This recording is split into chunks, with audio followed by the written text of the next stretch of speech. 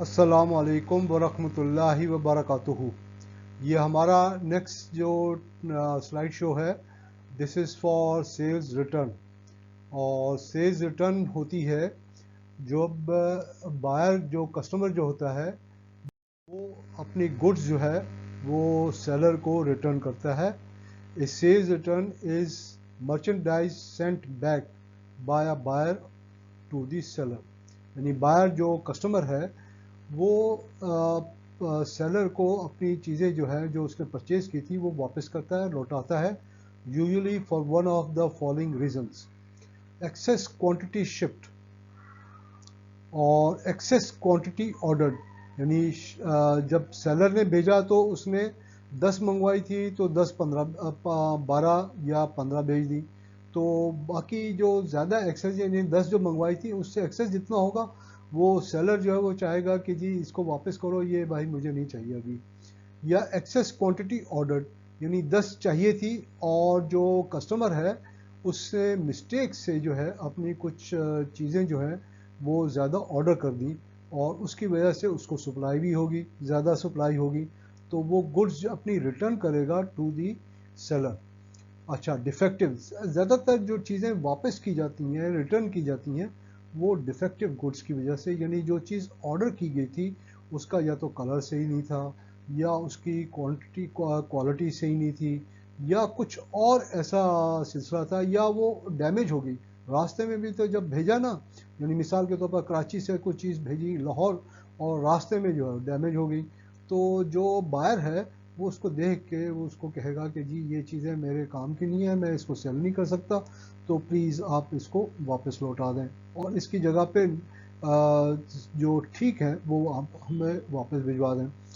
तो goods ship to late, ये भी हो सकता है, यानी उसको चाहिए था, किसी कस्टमर ने ऑर्डर किया बायर को, कस्टमर को, तो किसी कस्टमर ने उसको ऑर्डर किया और चीज़ें जो उसको मिली वो काफ़ी लेट मिली, तो उसने वापस कर दिया। और गुड्स प्रोडक्ट स्पेसिफिकेशन, ये मैं पहले भी आपसे गुजारिश कर चुका हूँ, स्पेसिफिकेशन उसकी करेक्ट नहीं होगी तो कस्टमर उसको लौटा देगा। और रॉन्ग आइटम शिफ्ट, यानी जो चीज़ें मंगवाई गई थी वो आई नहीं और कुछ और जो है उनको शिप कर दिया गया। अच्छा, the seller records this return as a debit to a sales return account. Sales return account में सेलर जो है उसको रिकॉर्ड करेगा as a debit entry and a credit to the account receivable. अब अकाउंट रिसीवेबल जो है वो उसका कस्टमर का वो कम हो जाएगा, इसलिए उसको क्रेडिट एंट्री की जाएगी। नेक्स्ट हमारी जो स्लाइड है वो ये क्वेश्चन है: Powell returns goods purchased on credit from Wilson, where will this transaction be entered in Wilson books. यानी विल्सन जो है वो अपनी बुक्स के अंदर कहाँ उसको रिकॉर्ड करेगा, और जाहिर है वो सेल्स रिटर्न जर्नल में उसकी प्राइम बुक सेल्स रिटर्न होगी, और जो है वो पावल के अकाउंट को वो क्रेडिट करेगा और सेल्स रिटर्न को वो डेबिट करेगा। ये हमारा डी जो है ये इसका करेक्ट लग रहा है मुझे।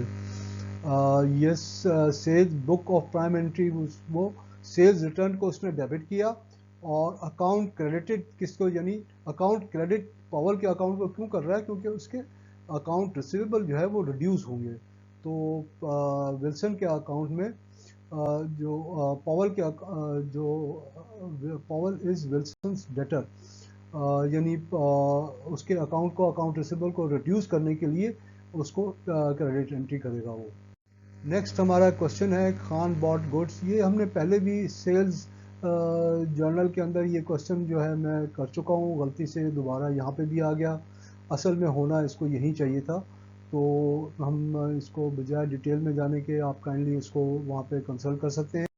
और इसका जो टोटल अमाउंट होगा गुड्स रिटर्न जो है वो $110 का है, और उसको क्योंकि उसने हाफ वापस किया था उसका 20% जो है वो डिस्काउंट जो है वो 22% $22 आता है, और नेट अमाउंट जो है $88। तो खान के अकाउंट को क्रेडिट कर दिया जाएगा $88 से, क्योंकि उसके अकाउंट को, अकाउंट रिसीवेबल को कम करना है, तो $88 को क्रेडिट करेंगे खान के अकाउंट को, तो उसका अकाउंट रिसीवेबल जो है वो रिड्यूस हो जाएगा। Similarly Alex issued a credit note to Marcus, in which book of prime entry would Alex record it, यानी वो क्रेडिट नोट उसने इशू किया, तो ज़ाहिर है एलेक्स का जो है वो सेलर है और मार्कस इज़ द कस्टमर, तो सेल्स रिटर्न जर्नल के अंदर इसको रिकॉर्ड करेगा, उसको इस एंट्री को, और इसको डेबिट करेगा, सेल्स रिटर्न के अकाउंट को डेबिट करेगा। Credit note is issued to record return of goods from the customer. Alex, the seller will record return of goods in sales return journal. Option D is true, यानी D वाला जो है वो correct है।